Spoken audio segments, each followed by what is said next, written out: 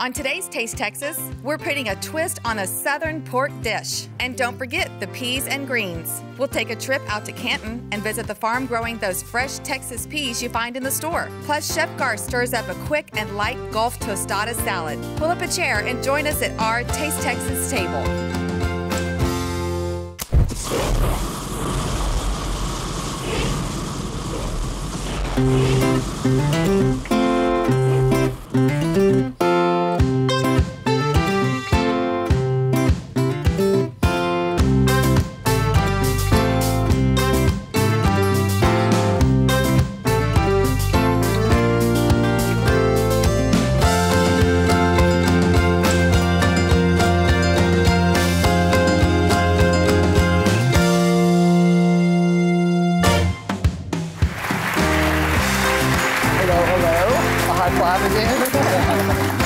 Hey everybody, welcome to Taste Texas. I'm Kushnir. And I'm Chef Garth Blackburn. We are going to be making something really yummy today. I'm not quite sure what it is. What is it? It's going to be good, I'm sure. It's a bunch of pork. It's my spin on the Southern classic of pork and slow-cooked beans and kale, some greens. We're going to do a little different style. Sounds like some home cooking to me. But with Garth's doctored up version. All right, of course, that sounds good. Well, let's get into this. Let's go. So we're going to start with some pork tenderloin. You want to make sure that when you get this from the butcher that all of the white is removed, not necessarily because of the fat, but because it's silver skin. And what's been removed from here, no matter how you cooked it, would always be really tough. So you want to make sure there's no white on there. Wait, you said it's called silver skin. But it's white, so you could call it white skin, I guess, like one of my previous television shows. I never have taken mine off. It's going to provide a little bit of toughness. Okay. So this is going to make it much more tender. Perfect. All right, so we're going to get our little marinade going. If you'll start, why don't you pour almost that whole bottle in. This is a sweet Thai chili sauce, which you don't think about going with Southern comfort food. It's really thick. It is, and that's going to make a great sauce base. This is a spicy Thai chili sauce called sriracha. This is our favorite honey from Desert Creek. Blake, Blake out there. Do y'all ever find this on the shelf? Just buy 5 bottles. It is We love incredible Blake. stuff. It'll last you forever. And You'll Blake love pointed it. out to us that honey never goes bad. So It doesn't. It's the only thing that lasts forever. It's the only thing that lasts forever. That's so deep. And ever and ever. All right, so we did a little toasted sesame oil, some rice vinegar, and then my favorite way to work with ginger is just shred it. I left the skin on it. I just washed it. Get some shreds. And now, to add ginger flavor without any chunks of ginger, I just squeeze it. Ooh, everybody goes, ah. All right, so that's enough ginger to Fancy. evenly flavor 1 or 2 pork tenderloins. But if I didn't have the ginger, can I just use powder? I mean, that is the easiest way it is easy. It's very to work easy. with ginger. But if the home cook just has that, that little thing in the, Yes, See? you could. I'm thinking like you think. It doesn't taste quite the same. You thought that before I said it, didn't you? Okay, so you All right, marinate. so we're just going to lay that out. Okay. Okay, ideally we'd marinate it, I don't know, for a few hours, but that's so rich in flavor, it doesn't, it really doesn't need to be very long. Here. So what you're going to do is you're going to wrap that prosciutto. So I laid prosciutto out on the plate. Okay. So wrap that over the top. Nice. Wow, that's fancy. That is fancy. Okay. All right, we're going to fire up our burner. You could do this wrapping even the day before. So let's talk about if you're entertaining at home, what are you going to do for that last minute?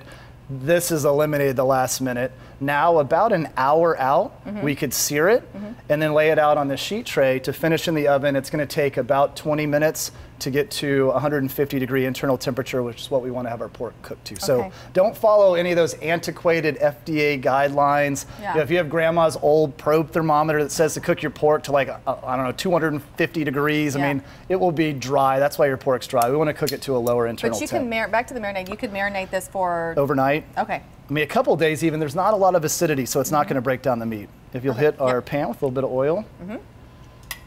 There you go. We're aligned. All right, we'll wrap this around a little bit. How are you going to do that without all that falling off? Just like that. Just like that. So I'm going to get a nice sear. Then we're going to put it out on our sheet tray that's been lined. As you all know, my favorite thing is the foil and parchment paper, so there's no cleanup. This has a lot of sugar, so the food's going to end up sticking to it. So instead what I want to do is use the parchment, and then that won't have any of the acidity touching the metal, touching the aluminum. Yep, that's great. So easy cleanup. Looking at about 2 minutes per side, 1 to 2 minutes per side. Can y'all smell that? Smelling good. It smells Sweet, amazing. spicy, a little sour. So while that's searing, I tell you what, the rest of the recipe that we're doing for today, from the peas, which we'll talk about Sides Pea Farm in a little bit, to all the fresh ingredients, we're actually getting from Artizone. So we've got a delivery coming in. There's David with Artizone. Oh, awesome, David. Look at this face. How could you not like welcome this face? And you brought goodies on too. time. Aw, I know you're out there working hard. Awesome. Hey, David, thank you. Yes, thanks for the goodies. Good to see you again. Can y'all beat having somebody deliver your ingredients? Over 3,000 different products that Artizone has on their website. So you can order in your underwear at 11 o'clock at night for your dinner party for tomorrow evening. I mean, it is awesome. And the products they have are... me, that's usually when I come up with my menus. Oh, Lord, I didn't need the visual. That's my inspiration. So anyhow, back to the subject. Local artisans. So we've got a lot of local ingredients here. We're going to fire those up in the next segment with some delicious field peas and some greens. All that when we come right back. Oh, you're making a mess over here.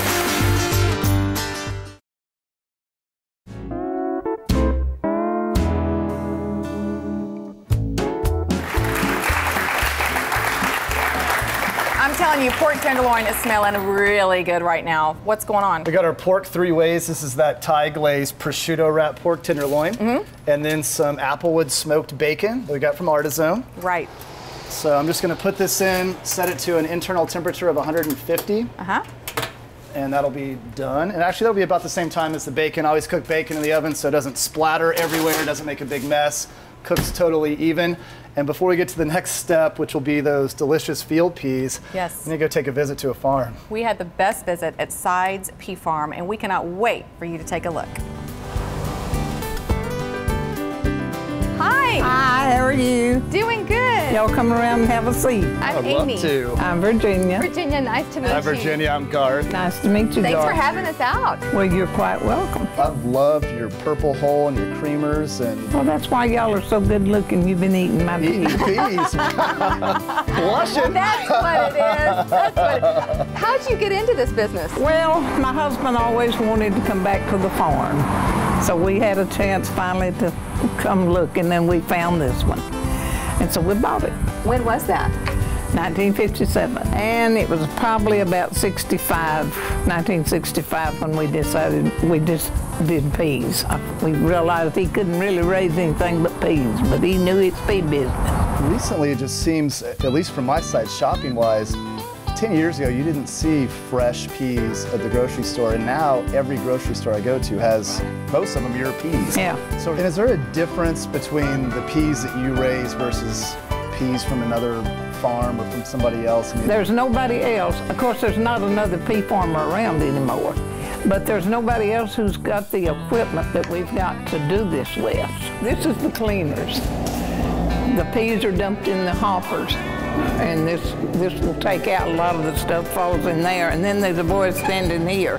The peas comes out in here, and anything that don't pull out, they're picking it out. And then we'll have contribute that to Brandon too, because Who's Brandon? Brandon is my grandson, and I asked him if he was interested in taking it once I get to where I can't, because I am going on 82 years old. What? I said, if you want to take it, I want you to build you a real nice building. That's how we got it. Okay, so who is not to love Miss Virginia? She was adorable. she was awesome. She had the biggest crush on Garth. Seriously, like you didn't probably see that, but I had an equally big crush on her. She is a sweetheart. I could tell. I totally dug her. So she's precious. And she grows some incredible peas. We have to go check those out. Cruising in our Crest Cadillac Escalade up to this pea farm. Right, okay. So what we have right now, that's some more of the applewood bacon. We're baking some off to make crispy. That's going to be kind of our topping. This is going to be what we're going to put to the into the inside of the mix in with the peas. So we're going to render some of the fat down. This doesn't need to get crispy. Right. I just want to get a little bit of the fat so that our Texas onions get nice and caramelized. And I'm going to slice up some garlic. I would try that at home, but I would have lost 5 fingers by that time. I think I've told this story before. I will just say real quick that that when you're cutting, the best thing you can do is have your left hand, if you're right-handed, fingertips rolled over, and keep the knife really close. And now I don't even have to look at the garlic because I know that it's got. I tell you, it scares you. I can teach anybody to do that. If you just try, I've got a video of my twin girls when they were 5 using a knife bigger than this to cut an onion, garlic, bell pepper, ham, and turkey for griddled sandwiches. I have it on video, but my wife doesn't like me to show it. She's afraid of some organization called CPS.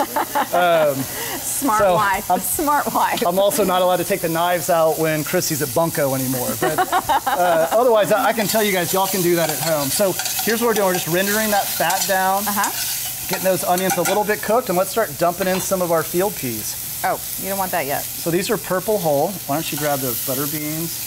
Well, this is what my Meemaw used to use all the time, was butter beans.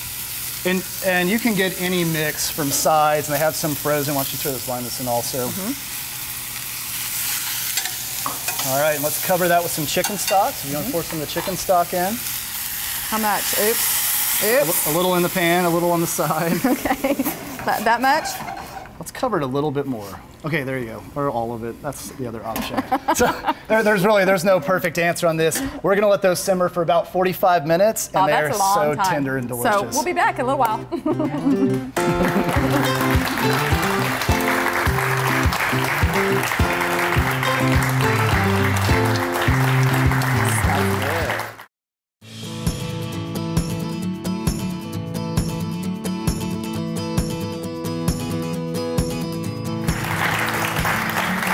Well, we got these beans cooking away. It smells delicious.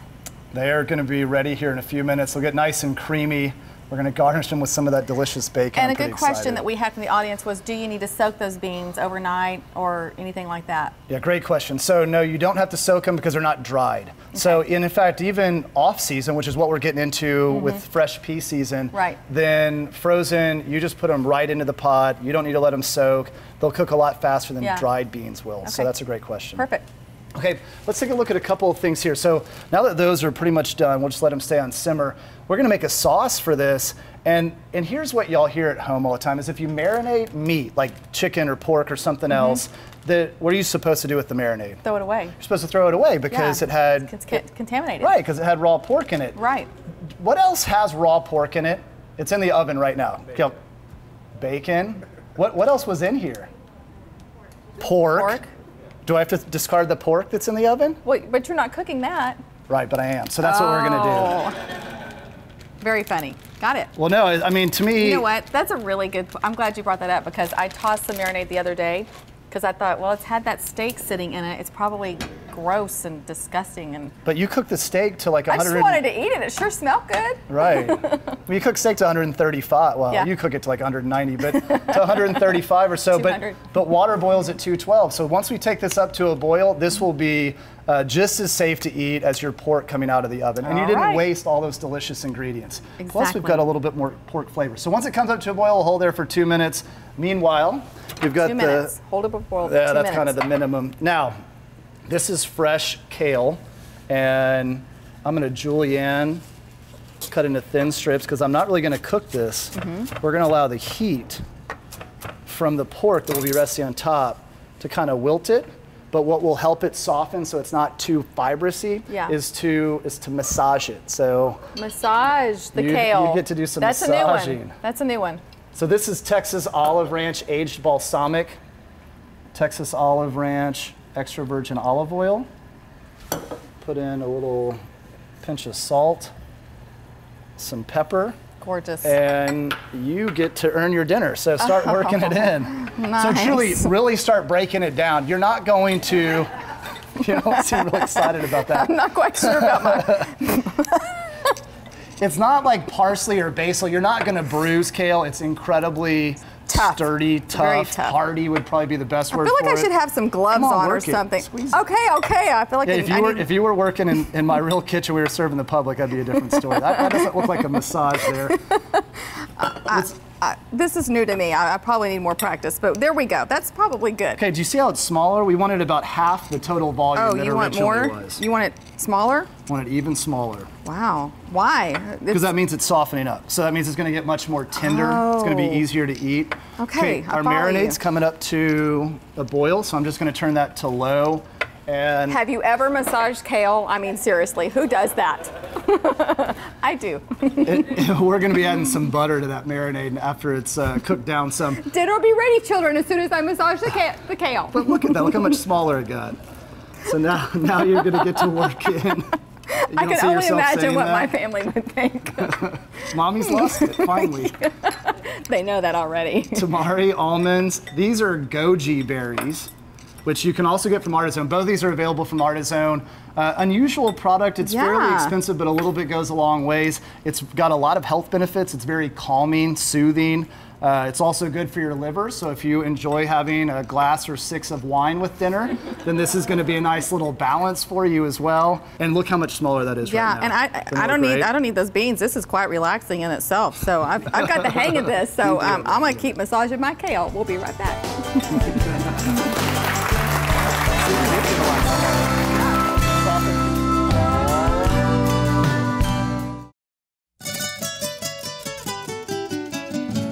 All right, here we are in the prep kitchen where all the action happens, and today we're gonna do something really easy for this 5-minute feast.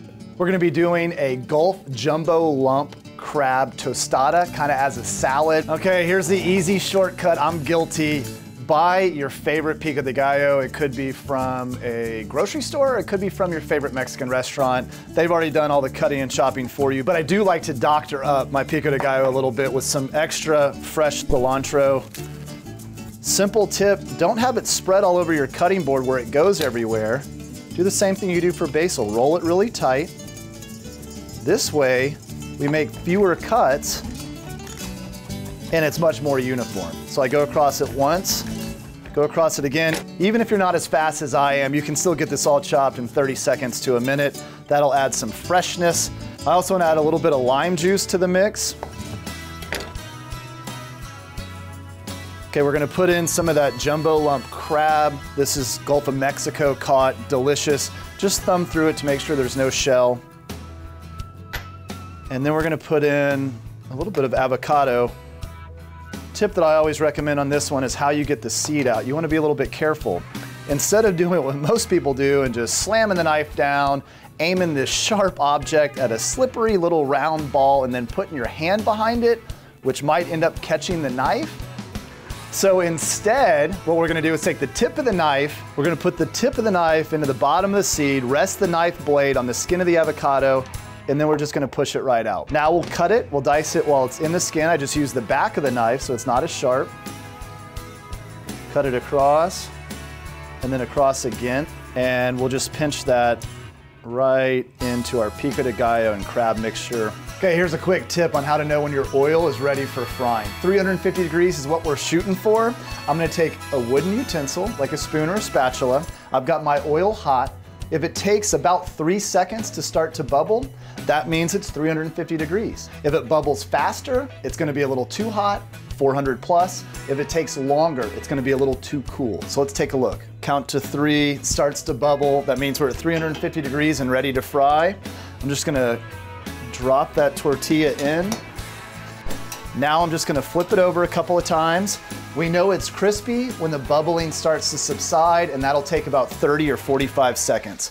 Okay, so now let's assemble some of our Marion, Texas butter lettuce. Now I'm just going to top it off with our jumbo lump crab and avocado mix. This is some Brazos Valley smoked Gouda, but it's not the processed kind. And now we've got a delicious plate I can't wait to dive into.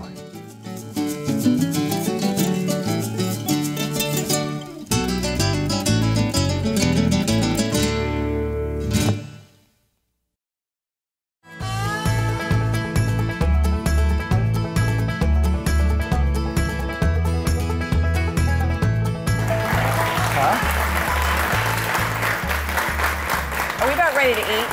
Is this dinner done? We are about ready to eat. Are you smelling that pork? Because it's ready to come out. It smells so good. I was excited to have a new recipe for a pork tenderloin because I'm kind of bored with the one I have. That is our delicious applewood smoked bacon. This is our all caramelized. Look how all those sugars got caramelized. Just gonna pop that probe out, let that rest just for a second. Gorgeous. And you're gonna whisk in about a tablespoon of butter. All right. This is that marinade we took to a boil for a couple of minutes. That looks like a tablespoon That looks to me. like a heavy tablespoon. Hard to. That's some Southern cooking right there for sure. So we whisk that in. These are Miss Virginia's peas that we had with the bacon, the Texas onions, the garlic. I sure hope she's watching this segment I today hope because so too. she's Can't a have enough trip. great things to say about her. Now for the garnish, I've got some milking cheese curd that we mixed in with a little bit of black pepper. We're gonna top the top with some fresh Texas pea shoots. We're gonna take the most perfectly massaged kale I've ever seen. I'm telling you what, I worked hard for that. All right, and I like to put the sauce down first. So if you want to drizzle some sauce, you can even use With that this? spoon. Okay. Yeah, right there across the front of that And plate. you promise this isn't contaminated It's been boiling. It's no more contaminated than the pork is. like that. Look at that. Fancy. I'm getting better. My plates are going to be prettier at home. Eventually. I think I'm on my way.